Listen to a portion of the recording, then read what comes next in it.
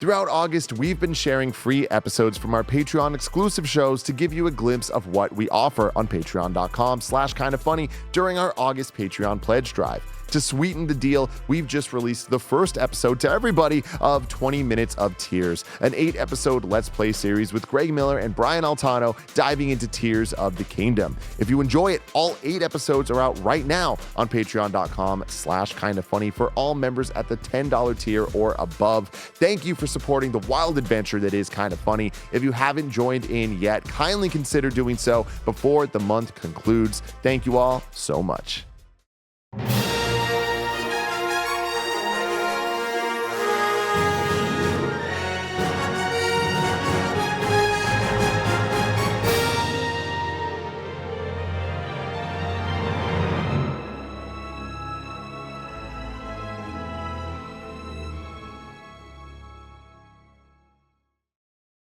What's up and welcome back to another Kinda Funny Ahsoka breakdown. Of course, I am Tim Geddes. I'm joined by the sad boy himself, Barrett Courtney.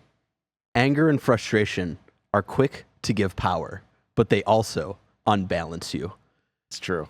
It's so good, Tim. True. I'm excited to be back. I'm very excited to have you here today. I am not excited that Carbonian Sage had a flight delay. I know. So they're not able to join us today. I missed them Hopefully already. They'll return next week, but that just gives me and you more time to shine. Oh, yeah. To be able to talk all about the show that I'm loving so very, very much. Hell yeah, Tim. Man, I'm so in. This show is delivering everything I just want from a Star Wars TV show. Yep. You got the Jedi, you got the dogfights, you got the lore, and you have characters that I actually want to root for, that I'm looking forward to. There's mystery. I want to know who's behind the mask. Does it even matter? Yeah. Can a force-insensitive person become a Jedi? Yeah. Or something entirely different? A force-insensitive Mandalorian, can they become a Jedi? Which they talk about here of like, that's very rare. That's not really something that has been done a lot before. Of course, there's the story with the Darksaber and like how that was forged by a Mandalorian Jedi. But like, as far as we know in the current lore, like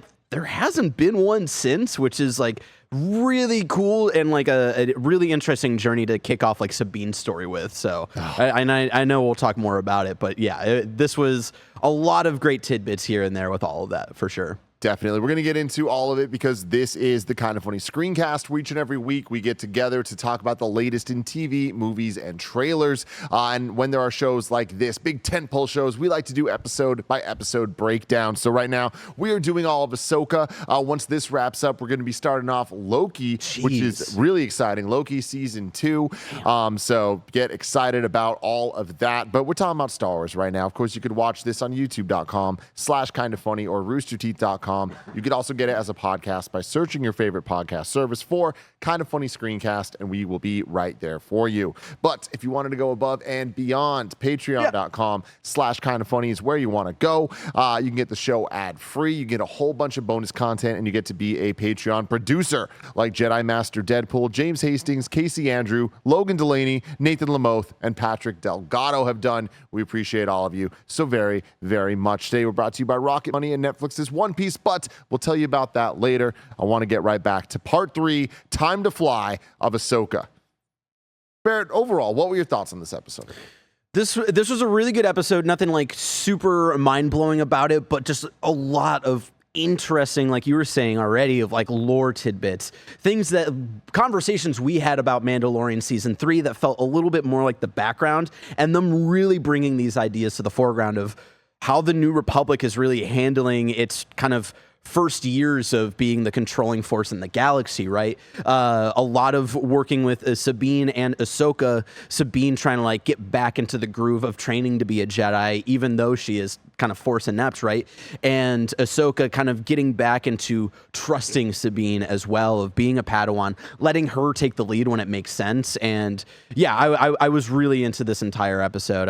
I had a very fun time with it. Shout out to the music as well. Like the music was really fun. Like the whole intro sequence with the strings, it felt very like Avatar: The Last Airbender a lot of the times, which y'all know I love. So I was eating that shit up, and like how it goes right into the title screen too was like, oh yeah, that hit. So yeah, I really enjoyed this episode, and honestly, it's like another building up to kind of like getting into the second act, but I didn't feel like my time was wasted. Absolutely. Yeah, I'm right there with you where this was a very, very good episode. Was it as good as the first two? Probably not, but I feel like it really has its place in the season thus far.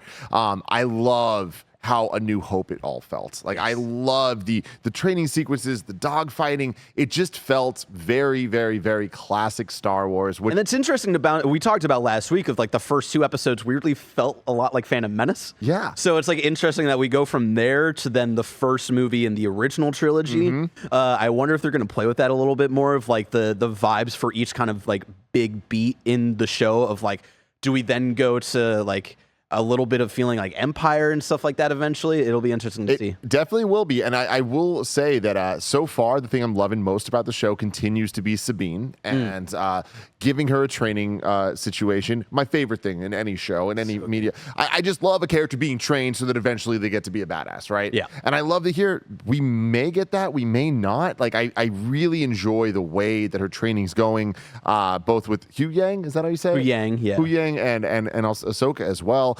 And I would say my least favorite thing of the show so far has been Ahsoka herself. But I'm okay with it because I feel like I don't have an attachment to her through Clone Wars and all of that. So to me, it's like seeing her as this more kind of Luke Skywalker-esque character. A little bit more stoic. It's like not my favorite vibe, but it allows Sabine to shine a bit more. Yeah, Sabine has definitely been the star, and it's interesting. I've been having this conversation with a lot of like Clone Wars and Rebels heads of like Ahsoka feels off, but me having that attachment with her, I feel like I'm more at a disadvantage than you are, where it's like, because she has like this very specific personality in those original shows that she was in, even when she came into the live action sphere in the Mandoverse with the Mandalorian season 2, even from then, we didn't get to see a lot of her, but it did feel like a different take on Ahsoka a little bit. And what's interesting there is clearly there's a large time jump of us having no info on Ahsoka. Yeah, it's been like more than 10 years, I want to say, since we've really like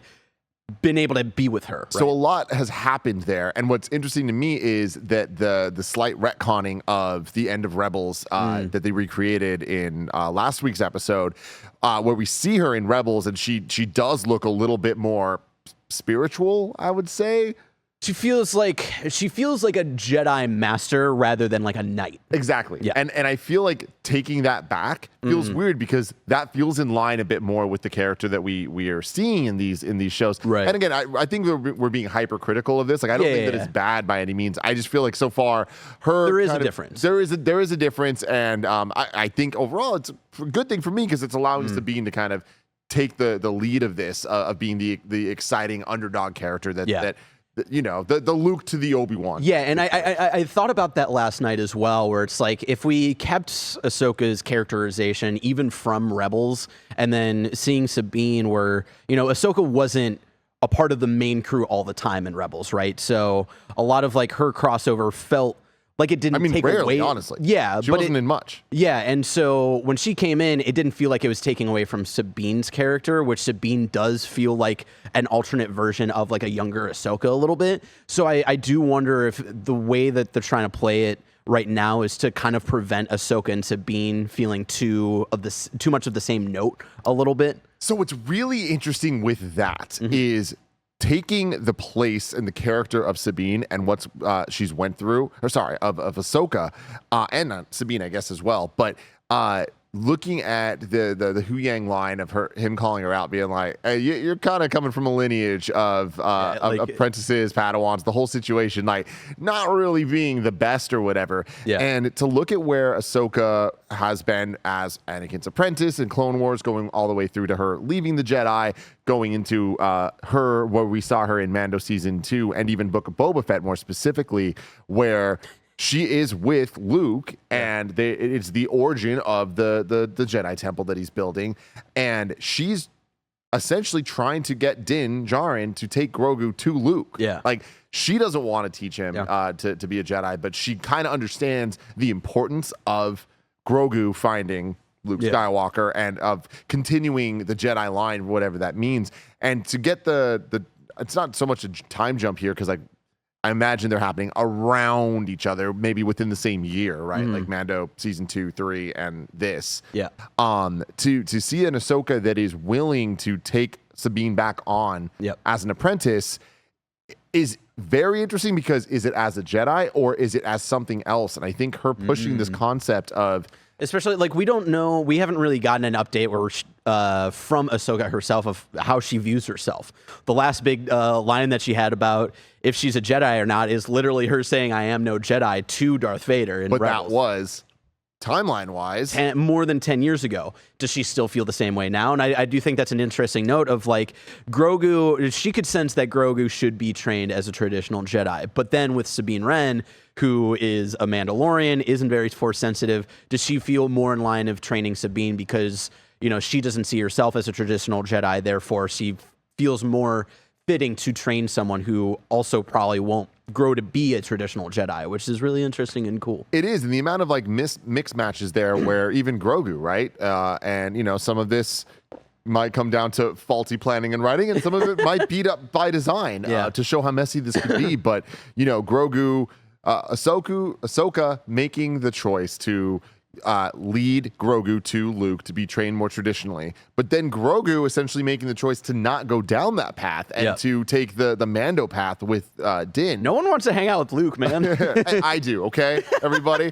But anyways, I feel like it's interesting to see the dynamics of where the concept of Jedi, like, because at the end of the day, it's an organized religion, right? And it always has been. And what does that do to benefit the galaxy? And what does it do to really get in the way and allow the evil of the Sith to rise, or the resistance, or the first order, whatever it is? There's this cycle, the good and bad, the balance that they always talk about.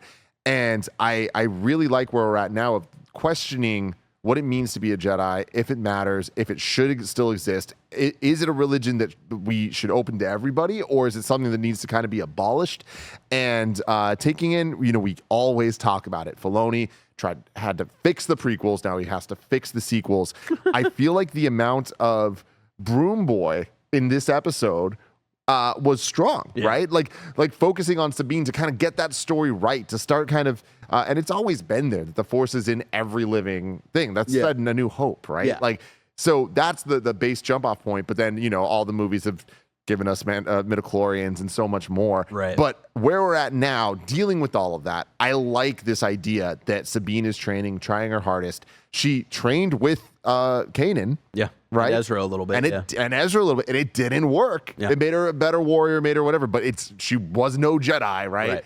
What's she going to be here? I know. And maybe Ahsoka is the teacher that she's needed all along, right? Like Kanan was Ezra's teacher. That's who Ezra needed. So maybe that wasn't really for Sabine, right? So yeah, that'll be interesting because like to give some background, Sabine did wield the Darksaber at one point in the past, and Kanan, who is referenced a couple of times in these first couple of episodes, was the Jedi who trained Ezra, who unfortunately passed at some point. And he did try to help out Sabine with the Darksaber, and there's a little bit of tension there of like what she needed to be trained with the Darksaber and all that. So yeah, it'll be interesting to see like what's different about Ahsoka that like makes her flourish as like a Padawan. And we also, thanks to the placement of this show and how Rebels was pre A New Hope, and then the epilogue was post Jedi. Yeah. Right. Just that one little brief moment, which is where we're at now. Like there's so much time that we don't know, and they've kind of done a good job of telling us some things have happened, but not explaining the details. Right. So like we know that Ahsoka and Sabine had a master and apprentice relationship prior to what's happening now. Right. But we don't know why it ended poorly. Right, exactly. And like maybe that's part of like why Ahsoka is the way she is now, all of that. So yeah, it'll be interesting to see like how they try to roll out a little bit of that information throughout the show and if it lands and all that. So yeah, there's so much that we still don't know, which is insane. But yeah, and that's kind of the cool part. I do feel like some of the weirder stuff in this that I can see people making fun of, like the Ahsoka going out of the spaceship and like, jumping around. Come on, it's good. Cartoon as hell, right? Like I feel like it was fun, and I don't. It's a callback to like Clone Wars. I would need to look up like There's a couple of episodes in Clone Wars where I feel like they're out in space and they've got these weird spacesuits, and I would need to go back to an episode to see if that's her actual spacesuit, because it had like the Empire logo on it, but I know that logo was used before the Empire was actually established. I think that was like for the military and the stuff. not Bad Blood. Was it Bad Blood? Bad Batch, Yeah. right? Where we saw kind of like like there's like the prison that uses that logo and stuff. So I would need to go back to see if that like was her original spacesuit design. When she came out, that I was like, this is goofy. We're about as to hell, get some but goofy shit. I love it so much.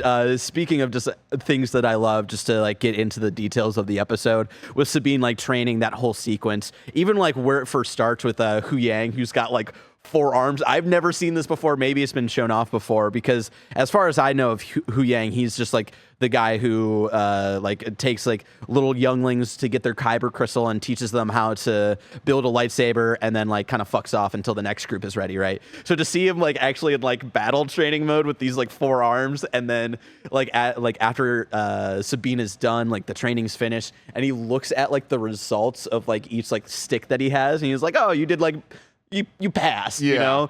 I thought that was really cool. And then, of course, bringing out the mask to kind of give Sabine no vision, I thought was, again, very New Hope. But it's very New Hope, but it's also very Kanan, right? Yeah. I feel like that can't be missed on Sabine in particular, right? Yeah. Being so close to which I thought was interesting, too, because obviously she was with Kanan for a bit while he was blind, right? And so, like, her being so closed off of like, how am I supposed to do this without any sight? I wonder if that's because she's like aware of like how force inept she is. I mean, I think so, right? Yeah. Okay. I mean, I feel like I feel like even in this episode, she was like, I can't do this. Yeah. Like, you know, I'm trying my best to get this done. I mean, and I loved the scene of her sitting with the, like Ahsoka showing the force she can pull, right? pull the cup, and her trying to do it, and like her being like, you win this round. Like, that was a shout out to Natasha Liu Bordizzo, I believe her name is.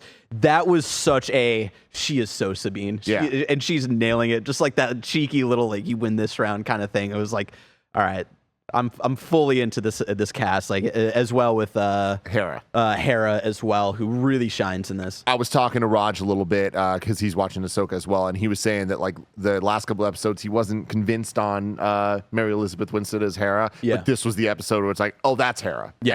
And I liked her last week as well.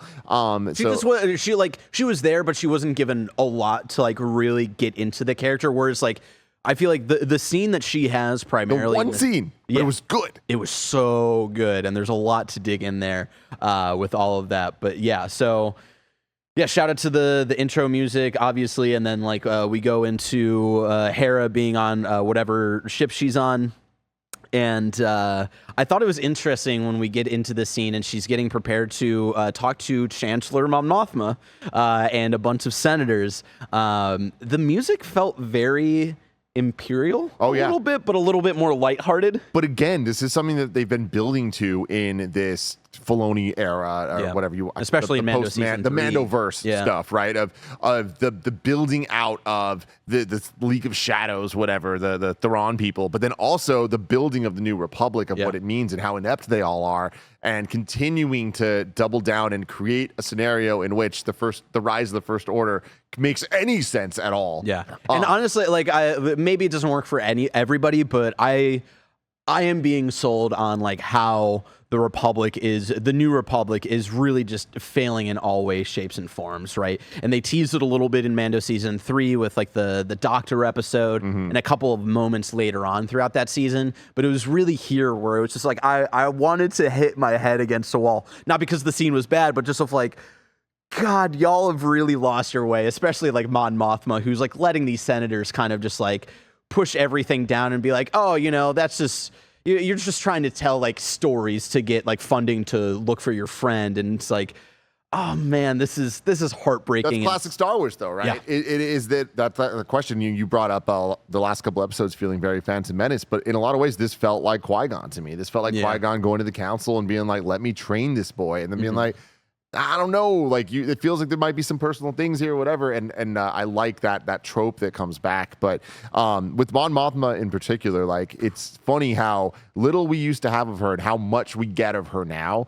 And great character, especially with Andor, with where we saw her, where she was like a lead in that show for a couple of the arcs, and did so great. And us getting to know her life, her family, like her situation. Where do you think they are now? I mean, it's a lot of good questions, right? But I think that it kind of places her here in a way that, like, I don't feel like she's purposefully like being negligent. I think that it's just she's now had decades of dealing with this shit where she's just trying to make it work and trying to maintain. And like, what a difficult position for her to be in. Do we know how she dies?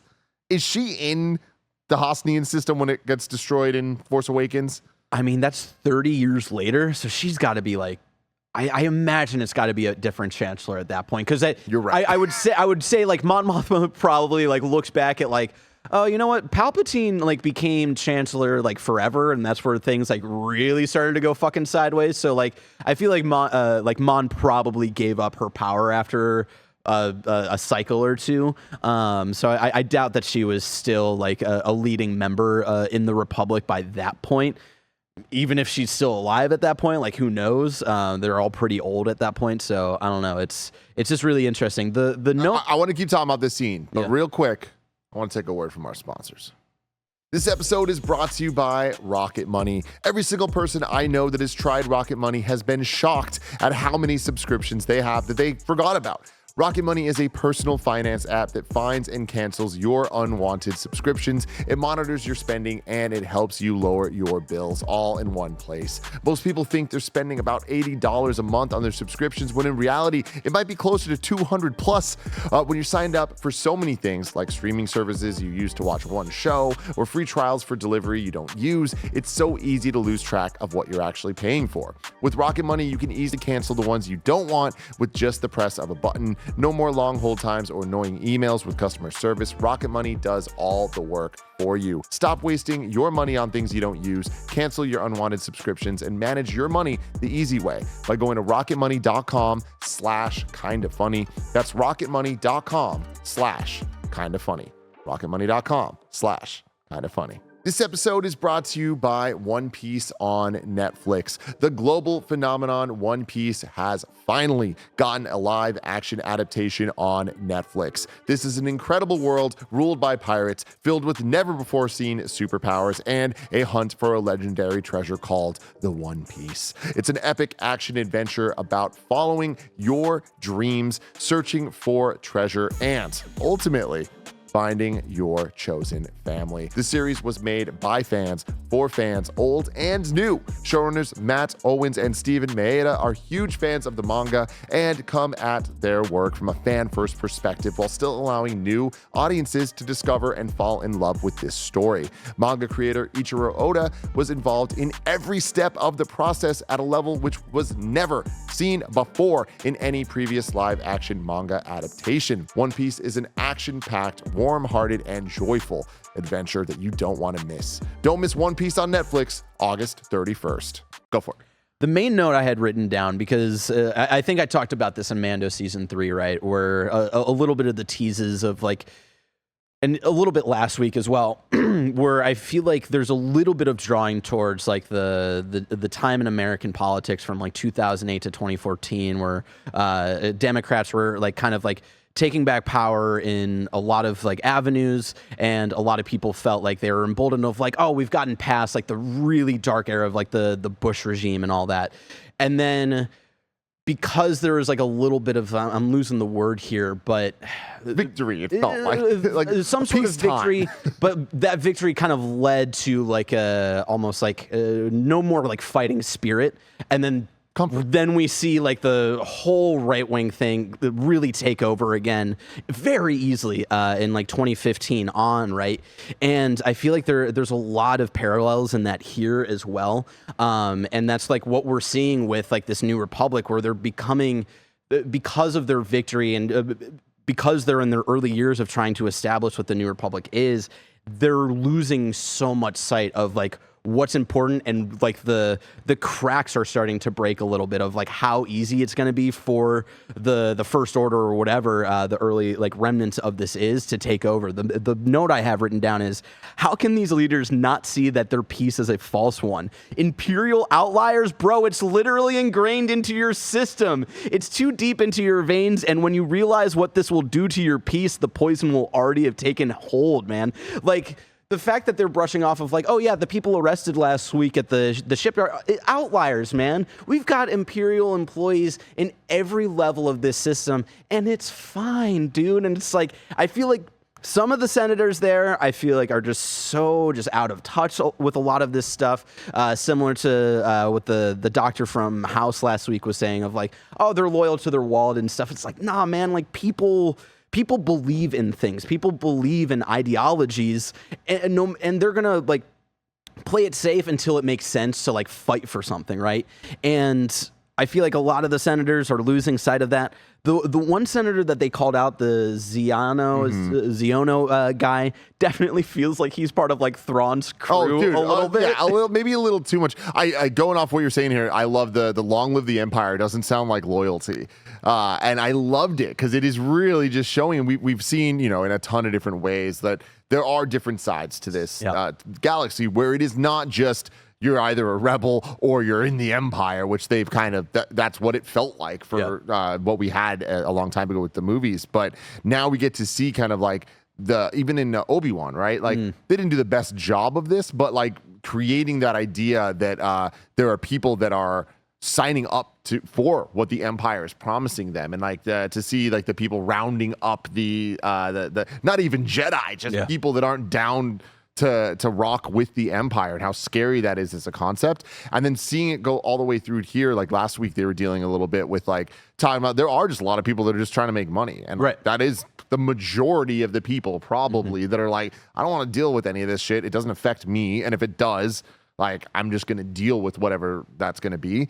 But the fact of the matter is, we've had the Empire have a regime for decades at this point, and there's just a way of living. So for it to be over because the Emperor was killed, Darth Vader's gone, like, just because of that, which is a big thing, but like because of that, now all of a sudden those people still exist. So they've done a good job, I think, of in Mando and I guess it was just Mando so far, of really showing, and I guess now Ahsoka, that there are former Imperial members that are trying to be put into this new republic, and they're not doing enough to like de-brainwash them. They're just kind of being like, oh no, they're all here. It's gonna be there okay. are some people who are just like a little bit too like they are down with what the like Empire was, right? And like to bring it back to Andor, there are people who are just fucking evil, man, and they like really just bask in it, right? And so there's still a lot of people, and those are the type of people that they're trying to be like, oh yeah, they work in our system. No, they don't. But I love the kind of one of the last lines Hera has in this scene where the one senator who's obviously in Thrawn's group's like pocket or something, she's like, did you fight in the war? And he doesn't have anything to say, and she's like, just sat back to see who came out on top, huh? Yeah. It was like, fucking got him, man. He has no response. I love that, but I also think that there is a flip to it a bit of what is Hera's place if not war? And I feel like this is a concept that Star Wars has flirted with a lot, but hey, we won. Yeah. But it's like there's this now need of, okay, now what's my place? What am I supposed to do with this? And does my skill set of what I was needed for this war, how do I translate that to like a time of peace, right? And so and that's stuff we've talked about with like Andor, a little bit of Mando for sure. The last note I have for this scene in particular, before we get a little cameo from a child here, the Imperial remnant. One of the senators says the Imperial remnants have no central command, which is fucking insane, and I love that. Like, I feel like this is probably drawing a little bit from Andor, like a specific through line, because this is exactly what Skarsgård was trying to accomplish during the events of Andor, where it's like, yeah, we've got these cells, but it's not the time to bring all of these people together. This is just what the rebels were doing, and it's insane to me that like Mon... The rebels are like not seeing that. Yeah, and like it's insane. Like Mon was the central part of it, and she's like, yeah, man, they've got no central command. Now, right? Here's the thing, though. My theory is, and this goes back to me talking about Mon being smarter than she's coming off here. I think she knows it, and my evidence she's for gonna this, try to show up for them. Yes, okay. I think the evidence that shows it to me, it's very, very subtle, and I could be totally off the mark here, but I do think the way that Mon talks about Hera's kid shows a level of trust of family with her that I think is a vague way of saying, we have a personal connection. I got you, girl. Yeah.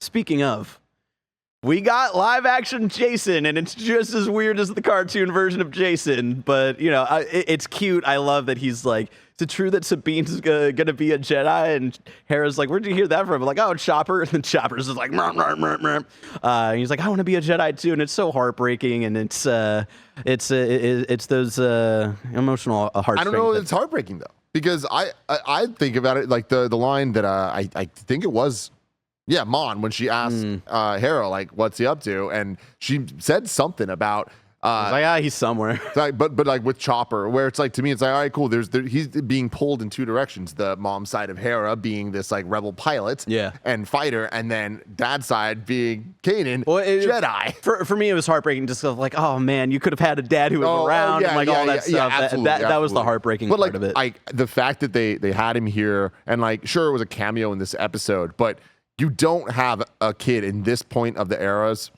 whose father is a Jedi that we know that isn't going to go somewhere. That's interesting too. So he's got to be like a little over 10 years old at this point. Force Awakens is 30 years from now. Maybe a little less than 30 years from now, right? It'd be like 23 years, right?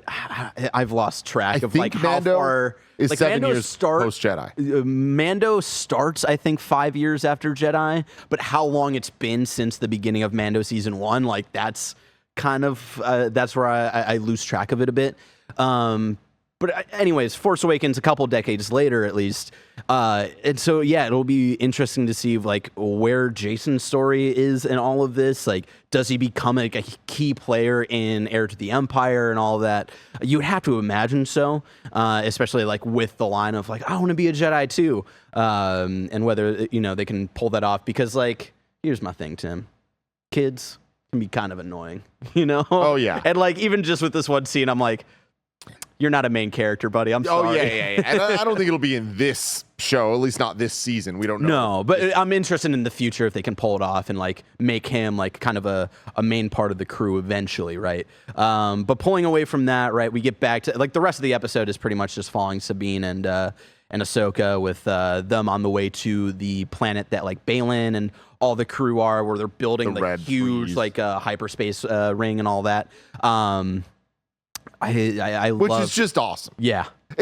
I will say that there is a lack, like my biggest criticism of this show so far, and specifically this episode, I think really like shines a light on this, is there's a lack of urgency to the main plot, which is weird because it's not how Mando can feel sometimes, where it's just like, I know where we're getting. Why don't we just get there quicker? It's not that. Yeah. It's just because I really like the story that they're doing. And I like how simple it is. I like where we're at of here's the characters. We get where we're going. There's just something about the way the characters are acting, about knowing that Thrawn's out there, knowing that there's this plan, that the bad guys are right now a step ahead of them. Yeah. I feel like them taking their time to train and all that stuff like is awesome, but it also just feels a little incongruent to the dire straits that they're in. Yeah. My takeaway from it, I notice what you're talking, or I see what you're talking about. My takeaway from it was like, yes, they know that Thrawn is in another galaxy. There, and then because of that, there's the possibility that Ezra's still out there. But I think in their heads, it's like, well, they know they have the map and stuff, but how the fuck are they gonna get there? So I don't think they like until they see the huge fucking ring and they're like, oh, they're making like a galaxy jumper. I think that's when it's like, oh shit. So before that, like I definitely see like where you're coming from, but for me and how I read it was like, oh, they don't really understand the urgency quite yet until they like are seeing like the full scan that Huyang like made of like, there's like 6 hypercore drives and they're loading in the last one now. And it's like, now it's like an oh shit, which I feel like we'll probably feel a little bit more next episode. Yeah. But they arrived to Cetos. It starts off with the dogfight, which is like really cool. They were Baylan's kind of like underlings, his Padawan, and like the like Marrok and all the other dudes. We're in like these kind of like weird makeshift like Naboo starfighter looking things. It was interesting. Definitely, this fight had a major Revenge of the Sith vibe, right? With even just like the way that like the headset communicator thing looked on her, very Anakin. But then flying through, I love when like Star Wars is Star Wars because of the sound, because of the colors, because like these things that are just so uniquely Star Wars. And I love when they introduce new things. I love the green lasers with the different sound. I was like, oh man, it just it feels awesome and authentically Star Wars, even though it's a new edition. Seeing them fly through was great, and having seeing their ship like be like the way it kind of like can like pivot and stuff, like seeing that used constantly in the battle. So sick when like the huge lasers are coming from the big ring and stuff. That was really cool. It was so cool, and the kind of short speak that Ahsoka and Sabine have, I think, did a really good job of showing that they had a history that we didn't get to see. And I love that it's like it's stilted, it's frustrating, and Hu Yang's the one who's like, or like Ahsoka cuts him off of like, hey, we don't have time. And he's like, yeah, the way you two are fucking acting, like there won't be any time to give you any of my readings. And that's where Ahsoka kind of takes the beat of like, fuck, this is Sabine's field. Give her the lead, and then where it's like the Sabine kind of taking the lead, telling Ahsoka the tail gun. I'm like, oh, here we go. And she gets there. I love that they lined up all the ships for her to go. Like that Ahsoka turned the ship to line up the enemies, so she gets go ba ba ba. She's like, woo, got one. I was like, oh, this is awesome. One of my notes here in the middle of this, obviously. I forget Baylan's Padawan's name, but she's one of the fighters of something Hati or something, right? Yeah, Scotty. No, I don't know. I don't know if we've ever actually. What are the wolves' names? Well, it's Skull and Hati, but that's their last names. Yeah. Those are names of the wolves from Norse mythology, which is very interesting to see, like where they're gonna pull like story-wise, if there's any inspiration there of like maybe because those wolves are a part of like the Ragnarok story. These two characters are like part of the story of bringing the end of peace times to the Republic is what I imagine is like what they're kind of drawing from here. But at one point, like the Padawan is talking to the other fighters, and we hear Marrok talk, and it's so distorted. There's been so many goddamn theories about who Marrok is. They're making a big deal about this guy, and I didn't. He's in the intro now. Yeah, and I didn't feel it at first, like last week, where it's like, oh, he's just like one of the minions or whatever, and like he's probably like one of the surviving Inquisitors that they've just like recruited as part of their crew or whatever. But the fact that they're distorting his voice so much, I'm like, shit, he's probably someone. The huge theory is that he's Ezra. I don't love that theory just because of who Ezra is, what his arc was in Rebels, and then also I find it just like story-wise and plot-wise, I find it very weird that if Ezra and Thrawn got shot out into a different galaxy, like how did Ezra make it back and then turned into this like Inquisitor type of dude, but then Thrawn stayed and all that? Like, I don't see like how Ezra would have made it back with like the technology available over there or whatever. Like they're making a huge deal of like how big of a project it is to galaxy jump. So I don't personally see that. I mean, Ezra could have just been so upset that his friends didn't come to get him for so long, so it turned him evil. Can you imagine how upsetting it would be if a character that you've grown up loving then like comes back and is nothing like you expect him to be whatsoever? I mean, horrible, right, no, Barrett? It wasn't. It wasn't nothing like we expected farm bitch boy Luke Skywalker to be. You know, I could see like story, like character wise, like yes, like maybe Thrawn over the years was able to get to Ezra and like that, like, and Ezra was very susceptible to the dark side throughout Rebels, so I could see that. It's more of the plot. I'm with you. I don't think he got shot all the way to a different galaxy. How the fuck did they would need like that would require some plot gymnastics that like I'm not ready for. Those gymnastics I think would be much harder to do than him turning dark sided like that. I could see them trying to pull off, but like I hope they don't, but I can see it. Yeah. I will say though that last week we were talking about Ezra. Is he alive or is he dead? Last week was like, I don't think he's dead. I firmly think he's alive. Like, I don't think that they would kill him off. Like, we're going to see Ezra in this show, and he will be alive. I really don't know either way, and like I'm excited weirdly for either outcome. Like, I'm interested to see where they would go with it either way. So yeah, but I do feel, to bring it back to Marrok, who like they make it such a big deal of like how distorted that voice is, where I'm like, you got to be somebody. It's a mask. It's clearly a mask. And it's like, who could it be? Is it going to be anybody interesting? Or is it just like, hey, these are the proto-Ren people. This is just like a more significant character from that group. Who knows? Like the only other interesting reveal would be, I'm blanking on her name. Give me just a second. Ahsoka friend, Clone Wars. God, what's her name? I see her character picture, and she was a Padawan who tried to set up Ahsoka. Man, I'm just totally losing it. Barriss Offee. Barriss Offee was another Padawan during the time of the Clone Wars, who kind of led Ahsoka to leaving the Jedi Order. The Jedi Temple got bombed. People started blaming Ahsoka for it, and then it turned out to be her close friend, Barriss Offee, who also kind of saw that the Republic was like a failing project and like felt like the Republic was turning into like the enemies that they sought to destroy and all this stuff. But we haven't really seen her since, and I don't think we know in like a major way what's happened to her since then. So like maybe she turned into an Inquisitor. Maybe that's her.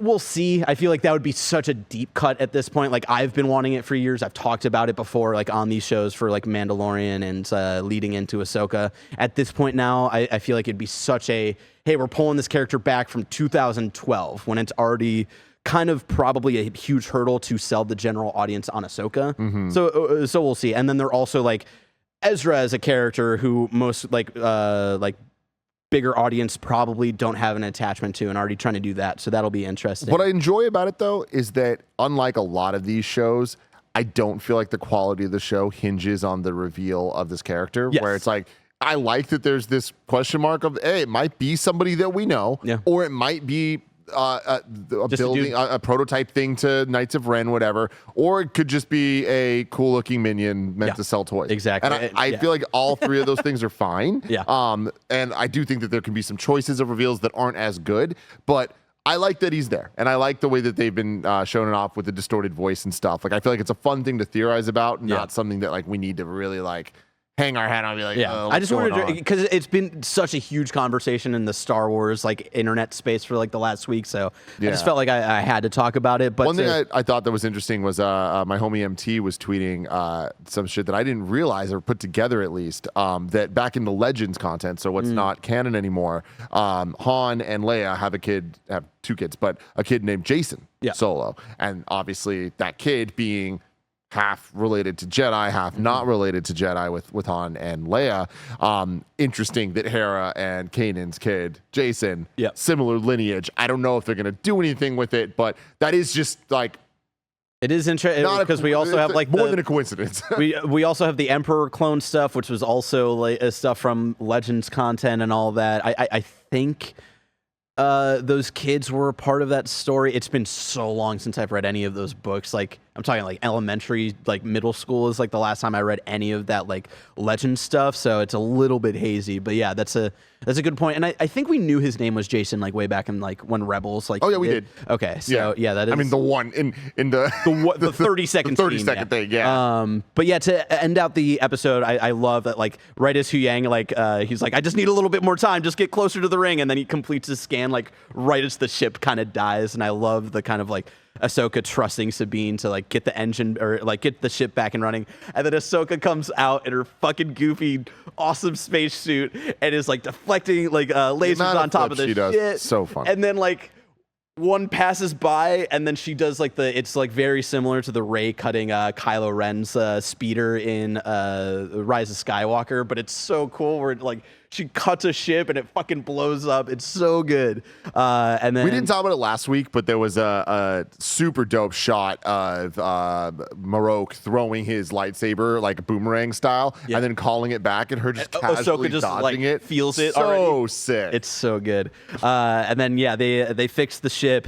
They have to like kind of lose the Baylan's crew, and they do it in a herd of fucking Purrgil. Let's go. Oh my God, dude. It was awesome. Yeah. The way that this looked, the build up to it, even her getting back in the ship. I loved the choreography of Sabine tilting the wing to help Ahsoka get back in. Like that into the Purrgils coming through, it was beautiful. Like it had this like epic scale to it all, and like just seeing these dumb things from the cartoon in terms of idea. There's fucking space whales like that can like hyperspace travel on their own without any technology. It's so stupid, but I love it so much, especially because to bring it back to the kind of stakes conversation that we were talking about earlier, when Hu Yang like wakes back up and he's like, oh, the scan's complete. How long have I been out? All that stuff. And he breaks it down of like what the huge hyperspace ring is for, why the planet, why they're building it on this planet, right? Where it's like, oh, this is actually a trajectory point of where Purrgil migrate from galaxy to galaxy. And that's the moment where they're like, they can do it. They can actually get there. That's why the Purrgil are here, all that. So I think that's where it came together for me of like, okay, now they fully realize like this is a very tangible thing that can happen. And not only that, I do think it does such a good job of grounding it, like taking the cartoons and making it live action in terms of story, of like the way that they explain the Purrgil right here. It was like, all right, cool. This feels like it adds up and it makes sense and it doesn't just feel random or whatever. Like I feel I've gotten the sense of it in the past.